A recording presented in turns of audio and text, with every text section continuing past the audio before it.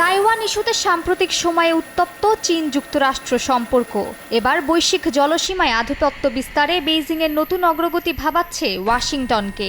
অনেকদিন ধরেই গুঞ্জন শোনা যাচ্ছিল পারমাণবিক শক্তিচালিত বিমানবাহী রণতরী তৈরির ছক আঁকছে চীন।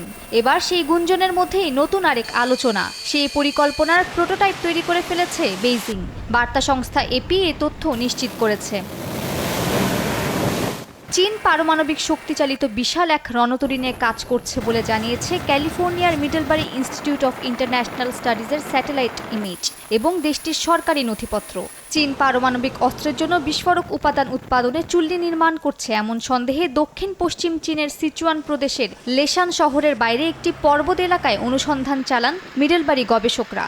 স্যাটেলাইটের ছবি, বিভিন্ন কাগজপত্র বিশ্লেষণ করে জানা গেছে স্থলে স্থাপনযোগ্য চুল্লির প্রোটোটাইপ বানাচ্ছে চীন। চীনের পারমাণবিক শক্তি ইনস্টিটিউটের অধীনে বেস 909 নামে একটি সংরক্ষিত এলাকায় চুল্লিটি রাখা হয়েছে।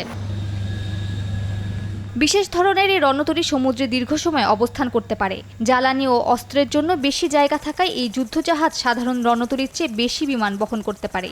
এছাড়া শক্তিশালী প্রযুক্তি পরিচালনায় বেশি বিদ্যুৎ উৎপন্ন করতে সক্ষম এসব রণতরী। তবে এটা তৈরিতে বেশি সময় লাগে। যুক্তরাষ্ট্র দাবি করলেও শি প্রশাসন এ বিষয়ে কোনো মন্তব্য করেনি। বর্তমানে বিশ্বের সবচেয়ে বেশি পারমাণবিক শক্তিচালিত বিমানবাহী রণতরী যুক্তরাষ্ট্রে আছে।